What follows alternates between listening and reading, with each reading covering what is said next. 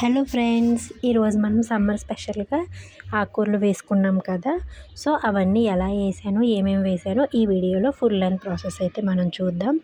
ఫస్ట్గా నేను ఒక 2 త్రో బ్యాగ్స్ తీసుకున్నాను. సో త్రో బ్యాగ్స్లో ఉన్న మట్టి వేసేసి red soil and black soil and కొంచెం లైట్గా ఇసుక అనేది యాడ్ చేసుకొని మొత్తం కింద నుంచి పైకి మట్టి అంతా కలుపుకొని సో దాన్ని కొంచెం తడి చేసుకొని కలిపేసుకున్నాను. వేసుకున్నాక ఫస్ట్ నేనైతే తోటకూర అండ్ పాలకూర అండ్ గోంగూర వేసుకున్నాను. సో ఈ 3 అనేవి నేను త్రో బ్యాగ్స్లో వేసుకున్నాను. సో స్పెషల్గా ఈ మూడిట్లకి త్రో బ్యాగ్స్ ఎందుకు తీసుకున్నానంటే ఇవి కొంచెం స్పేషియస్గా ఎదుగుతాయి. తోటకూర, గోంగూర అండ్ పాలకూర అనేది కొంచెం బాగా ఉంటాయి. బుషీగా దగ్గరగా వస్తే మంచిది కదా అని చెప్పి నేను ఈ విధంగా వీటికి త్రో బ్యాగ్స్ తీసుకున్నాను. సో మెయిన్గా తోటకూర, పాలకూర, గోంగూర అనేవి మనకి చాలా ఆకుకూరల్లో చాలా బాగా మనం తింటే మంచిది. ముఖ్యంగా పాలకూర తింటే ఎక్కువగా చాలా మంచిది. అండ్ అలానే ఈ యొక్క వేసేసాక విత్తనాలు పైన నేను సాయిల్ ఏం తీసుకున్నానంటే ఇసుక అనేది పైన జల్లి వాటరింగ్ ఇచ్చుకున్నాను. ఎందుకు ఇసుక ఇచ్చుకున్నానంటే మన సీడ్స్ అనేవి జెర్మినేట్ అవి మొలకెత్తడానికి కొంచెం ఫాస్ట్గా ఓపెన్ అవ్వడానికి పైన మనం ఇసుక వేసుకుంటే ఇసుక అనేది తక్కువ బరువు ఉంటుంది కాబట్టి సో ఫాస్ట్గా వస్తాయి. సో ఈ విధంగా నేను ఈ 3 ఈ విధంగా వేసుకున్నాను. నెక్స్ట్ ఇంకో 3 వచ్చేసి కొత్తిమీర, మెంతికూర అండ్ చుక్కకూర అనమాట. ఈ 3 నేను ఈ విధంగా బాటిల్స్ అండ్ ట్రేస్ రెడీ చేసుకున్నాను.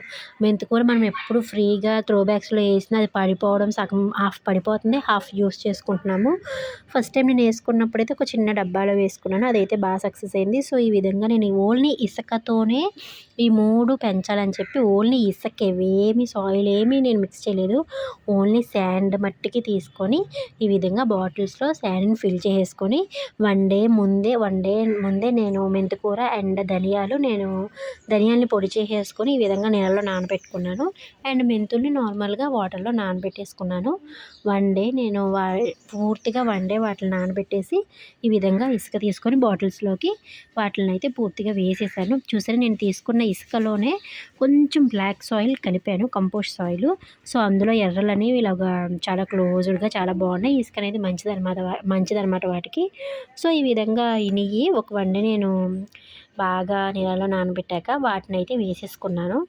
సో ఈ విధంగా వేసుకొని అండ్ చుక్కకూరకి అయితే ట్రేస్ తీసుకున్నాను, ఆన్లైన్లో ఆర్డర్ పెట్టాను. సో అవేమో చుక్కకూరకి ట్రేస్ తీసుకొని మంచిగా చుక్కకూర చాలా బాగా ఇలాగా డాట్స్ పెట్టుకున్నాను. ఎందుకు డాట్స్ పెట్టుకున్నాను అంటే ఒక్కొక్క డాట్లో ఒక 2 విత్తనాలు వేసుకుంటూ వెళ్ళాను, ఏది స్ప్రౌట్ అవుద్ది అలా అయితే ఈజీగా వస్తాయని చెప్పి నేను చూశాను యూట్యూబ్లో.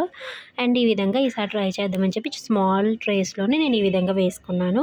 ఈ 3 వేసుకొని చాలా బాగా అరేంజ్ అయితే చేసుకున్నాను ఫ్రెండ్స్.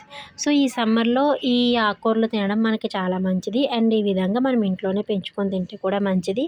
సో బయటైనా కొనుక్కున్నా కూడా మంచిగా తినడం మనకి ఈ సమ్మర్లో మంచిది. సో సమ్మర్ స్పెషల్గా మనం ఇంతకుముందు చిల్లీస్ అండ్ టొమాటోస్ వేసుకున్నాం వెజిటేబుల్స్లో, ఇప్పుడైతే ఆకుకూరలు వేసుకున్నాం. అండ్ ముందు మన మినీ ఆకుకూరల గార్డెన్ కూడా నేను చూపిస్తాను, వీడియోలో చూడండి. సో ఈ విధంగా ఖాళీ ఉన్నప్పుడు చిన్న చిన్న ట్రేస్లోనే ఇవి వేసుకోవచ్చు. దీనికి భారీ ఏమీ పెట్టుబడి పెట్టాల్సిన అవసరం ఉండదు. అండ్ పెద్ద ట్రేస్ ఏం అవసరం లేదు.